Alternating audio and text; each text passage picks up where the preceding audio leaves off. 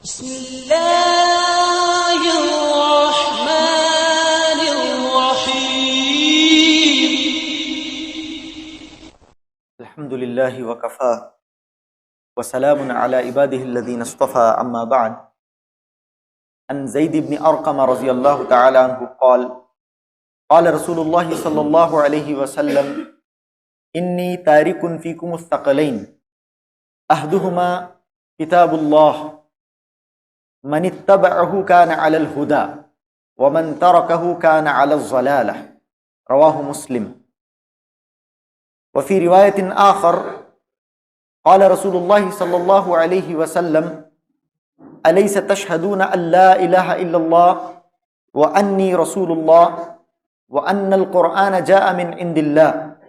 قلنا بلى. قال فإن هذا القرآن طرفه بيد الله وطرفه بأيديكم فتمسكوا بها فإنكم لن تضلوا ولن تهلكوا بعده أبدا. رواہ الطبرانی. میں نے ابھی آپ کے سامنے دو حدیثیں پڑھی ہیں. قبل اس کے کہ ان احادیث کا ہم ترجمہ کریں، آپ کے سامنے ایک مثال میں بیان کرتا ہوں. سب سے پہلی بات تو یہ کہ آج امت مسلمہ کا حال دیکھتے ہیں. پوری دنیا کے اندر، بالخصوص ہندوستان کے اندر دیکھیں اور پوری دنیا کے اندر مسلمان کن حالات سے دوچار ہیں، کس طرح سے ہم زوال پذیر ہیں، کیا ہماری حالت ہو گئی ہے. مسلمانوں کو کس طرح کے پریشانیوں کا روز مرہ کی زندگی میں سامنا ہوتا ہے. بین الاقوامی سطح پر دیکھ لیں یا پھر ملکی سطح پر بھی انہی پریشانیوں کے آج ہم شکار ہیں. ایک طرح سے دیکھیں تو یہ امت جو ایک دور میں عروج و کمال پر فائز تھی، پوری دنیا پر ایک طرح سے جیسے کہ مسلمانوں کی حکومت تھی، اللہ رب العالمین نے ایسی شان ہمیں عطا فرمائی تھی. لیکن آج ہم دیکھتے ہیں کہ مسلمان پوری دنیا کے اندر زوال پذیر ہیں، مسلمان ذلیل ہیں، مسلمان ذلیل و خوار ہیں، زوال پذیر ہیں. آج انفرادی سطح پر بھی ہم دیکھیں بہت ساری پریشانیوں کے شکار ہیں. اجتماعی سطح پر بھی اگر دیکھا جائے تو مسلمان بہت زیادہ پریشانیوں کے شکار ہیں، اور ہمیں اپنی پریشانیوں کا، اپنی زوال کا بہت زیادہ گلہ ہے. ہم بہت زیادہ نالاں ہیں، بہت زیادہ غم زدہ اس سلسلے میں ہیں. لیکن مسلمانوں کے پاس اللہ رب العالمین کی دی ہوئی ایک ایسی چیز ہے جس کے ہوتے ہوئے مسلمانوں کو یہ شکایت ہونی ہی نہیں چاہیے تھی. مسلمان جن حالات سے آج دوچار ہیں، جن پریشانیوں سے آج دوچار ہیں، مسلمانوں کو یہ شکایت ہونی ہی نہیں چاہیے تھی.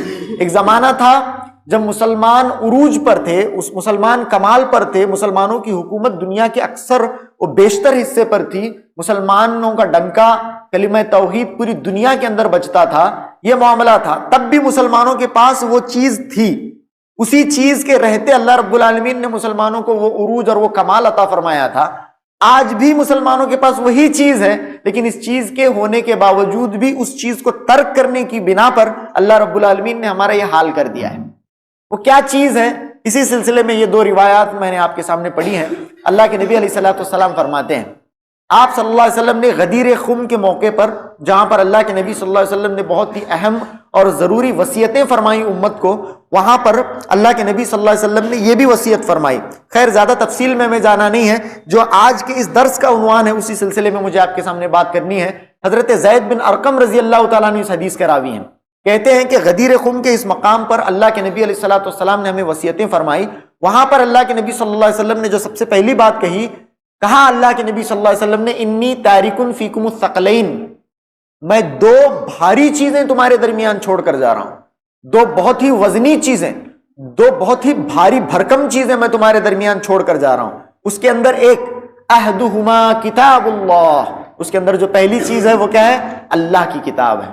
من اتبعہ کان علی الہدی، جس نے اللہ کی کتاب کی اتباع کی وہ ہدایت پا گیا، وہ ہدایت پر آ گیا. ومن ترکہ کان علی الضلالہ، اور جس نے اللہ کی کتاب کو چھوڑ دیا وہ گمراہ ہو گیا، وہ گمراہی پر آ گیا. تو یہاں پر اللہ کے نبی صلی اللہ علیہ وسلم کی جو آخری وصیت تھی، جو اہم ترین وصیتوں میں سے مانی جاتی ہے، اللہ کے نبی صلی اللہ علیہ وسلم نے فرمایا کہ میں تمہارے درمیان دو چیزیں چھوڑ کر جا رہا ہوں. اس کے اندر ایک چیز کا جو ذکر اللہ کے نبی نے فرمایا وہ ہے قرآن مجید. اگر تم اسے پکڑ لو گے، اسے تم لازم کرو گے، اپنی زندگی کا دستور اگر اسے بناتے ہو تو اللہ کے نبی صلی اللہ علیہ وسلم فرماتے ہیں کہ تم ہدایت پا جاؤ گے، اور اس کو اگر تم چھوڑ دو گے تو تم گمراہ ہو جاؤ گے۔ یہاں پر یہ اللہ کے نبی صلی اللہ علیہ وسلم نے فرمایا۔ ایک اور دوسری روایت جو طبرانی کی ہے، جسے محدثین حسن کہتے ہیں، وہ حدیث میں نے آپ کے سامنے پڑھی۔ قبل اس کی کہ میں وہ حدیث آپ کے سامنے پڑھوں، ایک آپ کے سامنے ایک مثال پیش کرتا ہوں۔ ایک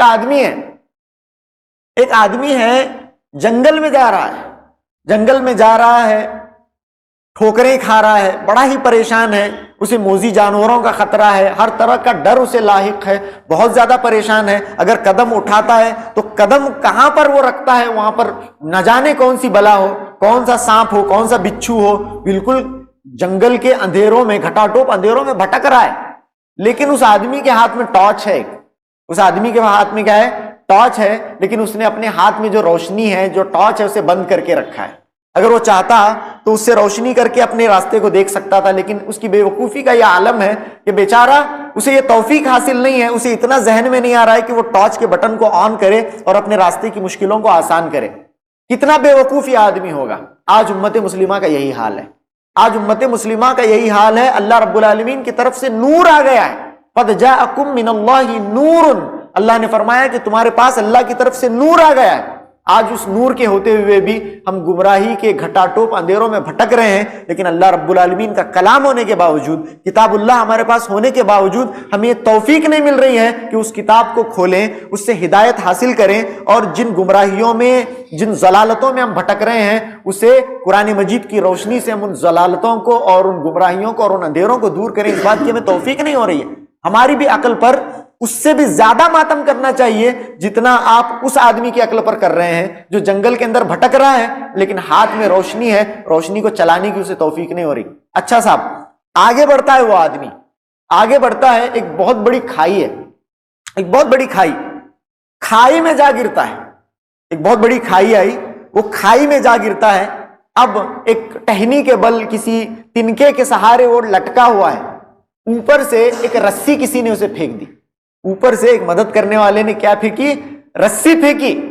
اب یہ اگر چاہے تو رسی پکڑ کر اوپر آ سکتا ہے، اپنی تمام پریشان، نیچے کیا کیا ہیں؟ نیچے بہت سارے موذی جانور ہیں، بہت ساری مصیبتیں ہیں، اگر نیچے گرتا ہے تو ہلاکت کا شکار ہو جائے گا، لیکن سامنے اوپر سے کسی نے اسے رسی پھینکی، اب یہ رسی پکڑ کر اوپر آ سکتا ہے، لیکن بیچارہ اس کتنا بدعقل وہ ہوگا کہ وہ رسی بھی پکڑنے کے لیے تیار نہیں۔ بولیے کتنا یہ آدمی بدعقل ہے، کس قدر یہ آدمی بے وقوف ہوگا۔ اگر آپ ایسے آدمی کو بے وقوف سمجھتے ہیں تو آج جملہ طور پر امت مسلمہ کا یہی حال ہے، پوری امت کا یہی حال ہے۔ آج ہمیں بہت زیادہ ذبح حالی کے ہم شکار ہیں، بہت زیادہ شکایتیں ہیں، بہت زیادہ اپنی پریشانیوں کا ہمیں گلا ہے۔ مسلمانوں کی جو پوری دنیا کے اندر جو حالت ہو رہی ہے، مسلمانوں کی ہندوستان کے اندر، کرناٹک کے اندر، پوری دنیا کے اندر مسلمانوں کو بہت زیادہ شکوہ ہے، شکایت ہے، زوال پذیر یہ قوم ہے، لیکن بالکل ہماری مثال اس آدمی کی جیسی ہے جو رسی ہونے کے باوجود لٹکا ہوا ہے اور اس بات کا انتظار کر رہا ہے کہ کب میں کھائی میں گروں گا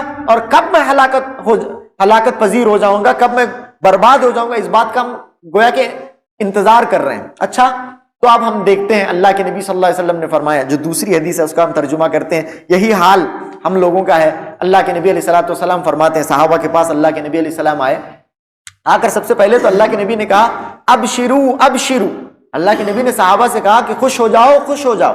صحابہ اکرام دیکھ رہے ہیں کہ اس بات کے لیے اللہ کے نبی صلی اللہ علیہ وسلم ہمیں مبارکبادی دے رہے ہیں، اس بات کے لیے اللہ کے نبی علیہ الصلوۃ والسلام ہمیں خوش ہونے کے لیے کہہ رہے ہیں۔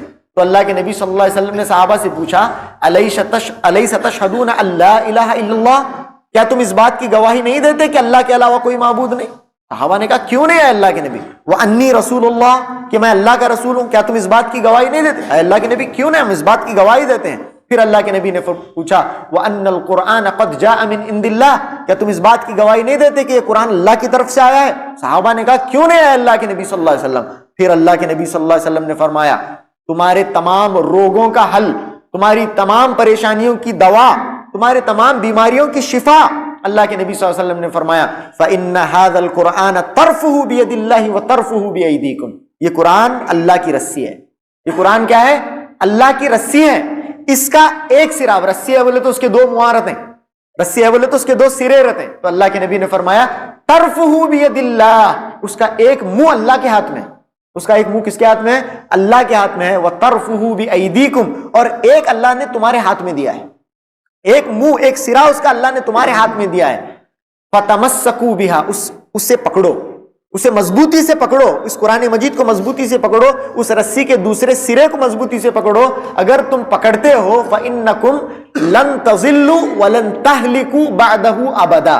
اللہ کے نبی نے فرمایا بہت بڑی بات ہے، اگر تم اسے پکڑتے ہو، اگر تم اسے پکڑتے ہو تو اللہ کے نبی نے کہا کہ لن تضلوا، تم کبھی گمراہ نہیں ہو سکتے.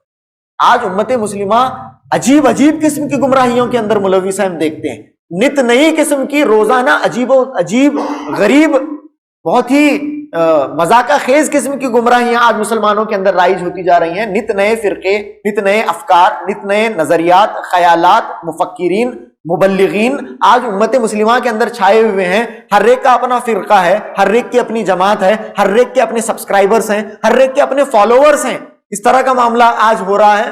ہر ایک کی اپنی ایک دعوت ہے. لیکن اللہ کے نبی نے فرمایا صلی اللہ علیہ وسلم اگر تم قرآن مجید کو پکڑتے ہو تو تمہارے ساتھ دو معاملے ہرگز نہیں ہو سکتے. کیا؟ لن تضلوا، تم کبھی گمراہ نہیں ہو سکتے، ولن تہلکوا، تم کبھی ہلاک نہیں ہو سکتے، بعدہ ابدا، اس کے بعد کبھی بھی نہیں. جب تک قرآن مجید تمہارے ساتھ ہے، جب تک تمہارا تعلق اللہ کی کتاب کے ساتھ ہے، جب تک تم نے اللہ کی رسی کو پکڑا ہوا ہے، کیونکہ دوسرا منہ کس کے ہاتھ میں ہے؟ اللہ کے ہاتھ میں. سبحان اللہ. دوسرا جو اس کا سرا ہے اللہ کے ہاتھ میں ہے. اگر ہم سب لوگ مل کر اللہ کی اس رسی کو مضبوطی سے پکڑیں گے تو یہ جو دو چیزیں خطرناک، ایک ہے ضلالت اور ایک ہے ہلاکت. ضلالت اور ہلاکت کبھی بھی نہیں آ سکتی. ہم کبھی بھی ہلاک نہیں ہو سکتے، چاہے کوئی بھی دنیا کے اندر بڑے سے بڑے حکمران آ جائیں، اسلامو فوبیا کا ڈنکا پورے عالم میں کیوں نہ بجا دیا جائے، سب کے سب سپر پاورز مل کر مسلمانوں کو صفحہ دہر سے مٹانے کی سازشیں کیوں نہ کریں، اگر یہ سرا ہمارے ہاتھ میں ہے مسلمان کبھی ہلاک نہیں ہو سکتا. مسلمانوں کو ہلاک کرنے کا تصور بھی سامنے والا نہیں کر سکتا، چاہے وہ 1000 سازشیں کر لے، مسلمانوں کو ہلاک نہیں کر سکتے. کیوں؟ مسلمانوں کے ہاتھ میں اللہ کی رسی کا دوسرا سرا ہے. کون؟ اللہ کی رسی کون ہے؟ قرآن ہے. نہ ہی مسلمان ہلاک ہو سکتے ہیں، نہ ہی مسلمان گمراہ ہو سکتے ہیں. یہ دو چیزیں. اب وہ آدمی لٹکا ہوا ہے، نیچے دو چیزیں اس کا انتظار کر رہی ہیں، ایک ہلاکت، ایک ہے ضلالت. اب وہ اس رسی کو پکڑ کر اوپر جا سکتا ہے، وہ رسی کو پکڑ کر تمام قسم کے زوال سے، تمام قسم کی پریشانیوں اور مصیبتوں سے چھٹکارا حاصل کر سکتا ہے. لیکن اس آدمی کی بدعقلی کا کیا کہنا کہ وہ رسی کو پکڑنے تیار نہیں ہے. اس امت کا یہی حال ہے. آج ہمارا حال یہی ہے. ہمارے پاس قرآن ہے، یہ وہی قرآن ہے جسے پکڑ کر، جس کے ساتھ اپنے تعلق کو استوار کر کے، جس کے ساتھ اپنے تعلق کو مضبوط کر کے حضرت عمر فاروق رضی اللہ تعالیٰ عنہ نے فرمایا، مسلم شریف کی یہ بھی حدیث ہے کہ اللہ کے نبی علیہ الصلوۃ والسلام فرماتے ہیں ان اللہ یرفع بہذا الکتاب اقواما ویضع بہ آخرین. اللہ تعالیٰ اس کتاب کے ذریعے لوگوں کو اٹھائے گا، اس کتاب کے ذریعے لوگوں کو سرفراز و سربلند کرے گا، اور اسی قرآن کو ترک کرنے کی وجہ سے اللہ رب العالمین لوگوں کو ذلیل و خوار کرے گا. یہی معاملہ ہمارا ہوا ہے. صحابہ اکرام اس مقام پر پہنچے، عروج و کمال، اور صحابہ اکرام نے ایسی کامیابیاں، سربلندیاں اور سرفرازی صحابہ اکرام نے دیکھی. کیوں؟ کیونکہ انہوں نے قرآن مجید کو پکڑا. آج ہم ذلیل ہوئے، خوار ہوئے، اس طرح کا ہمارا حال ہو رہا ہے پوری دنیا کے اندر، اسی لیے کہ ہم نے اس قرآن مجید کو ترک کر دیا ہے. اب چاہیے کہ ہم انفرادی سطح سے سب سے پہلے اپنے گھر کے اندر ہم سب کو چاہیے کہ ہم قرآن مجید کو واپس پکڑیں، اپنے تعلق کو قرآن مجید کے ساتھ گہرا کریں، قرآن مجید کے ساتھ اپنے تعلق کو مضبوط کریں، قرآن مجید کو پڑھنا، پڑھانا، سیکھنا، سکھانا، قرآن مجید کو سمجھنا، قرآن مجید کی ترویج و اشاعت کرنا، قرآن مجید کے اندر تدبر کرنا، یہ تمام چیزیں ہیں. خالی میں قرآن مجید روز ایک صفحہ پڑھتوں میں عربی میں کہ تو نہیں چلتا. یہ قرآن مجید کے ساتھ اپنا تعلق قائم کرنا نہیں ہوا، بلکہ قرآن کے تمام حقوق ہیں، اسے سیکھا جائے، اسے سکھایا جائے، اسے پڑھا جائے، اسے پڑھوایا جائے، اسے سمجھا جائے، اسے غور و تدبر اس کے اندر کیا جائے. اللہ تعالیٰ نے مختلف مقامات پر قرآن مجید کے اندر غور و تدبر کی ہمیں دعوت دی ہے. تو قرآن مجید کے اوپر غور کریں، تدبر کریں، قرآن مجید کی ترویج و اشاعت کریں، اسے لوگوں تک پھیلائیں. اگر اس طرح کا تعلق ہم سب مل کر قرآن مجید کے ساتھ واپس استوار کرتے ہیں یا اپنے اس تعلق کو مضبوط کرتے ہیں تو آپ دیکھیں گے کہ کس طرح سے ہماری اپنی انفرادی زندگی میں بھی برکت آئے گی. قرآن مجید کا معاملہ ایسا نہیں ہے. قرآن مجید کو اگر آپ پکڑتے ہیں اپنی ذاتی زندگی میں، اپنی گھریلو زندگی میں، اپنی انفرادی زندگی میں بھی برکت ہی برکت دیکھیں گے. کتاب انزلناہ الیک مبارک، اللہ رب العالمین نے فرمایا اے نبی جس کتاب کو ہم نے آپ کی طرف نازل فرمایا بہت برکت والی ہے، آپ اسے پڑھ کر تو دیکھیں، آپ کے گھر کے اندر برکت کے چشمے پھوٹ پڑیں گے. برکت ہی برکت، گھروں کے اندر برکت. اور امت مسلمہ ایز اے کمیونٹی اگر ہم قرآن مجید کو پکڑتے ہیں، پوری دنیا کے اندر مسلمان واپس سربلند ہوں گے. اور جو مسلمانوں کو زوال کی شکایت ہے، مسلمانوں کو اپنے خلاف ہونے والی سازشوں کی جو شکایت ہے، کوئی سازش مسلمانوں کا کچھ بگاڑ نہیں سکتی، کوئی بھی سازش کوئی بھی مسلمانوں کو کچھ نہیں کر سکتا۔ مسلمان ہلاک تو ہونے سے رہے اگر وہ قرآن مجید کے ساتھ اپنے تعلق کو واپس قائم کرتے ہیں۔ تو یہ تمام کی تمام شکایتیں اس وقت ویلڈ ہوتی کہ ہمارے پاس اس کا علاج نہیں ہوتا۔ کیا کرنا، میں بہت پریشان ہے، کیا تو کرنا کیا؟ ارے بھائی، آپ کے پاس اس کا علاج موجود ہے، ہمارے پاس اس کا علاج موجود ہے، اس کا سبب موجود ہے، اس کو اختیار کر کے ہم تمام کی تمام پریشانیوں کو حل کر سکتے ہیں۔ تو یہ 2 حدیثیں میں نے آج آپ کے سامنے پڑھی، تیسری بھی ایک روایت مسلم شریف کی میں نے آپ کے سامنے پڑھی۔ تو آخر میں اللہ رب العالمین سے دعا ہے کہ اللہ رب العالمین ان روایات کی روشنی میں، ان احادیث کی روشنی میں ہمارے تعلق کو قرآن مجید کے ساتھ مضبوط اللہ رب العالمین فرمائے، اور اس بات کی ہمیں توفیق عطا فرمائے کہ قرآن پاک کو اللہ رب العالمین ہمیں اپنا دستور حیات بنائے۔ وآخر دعوانا ان الحمد للہ رب العالمین۔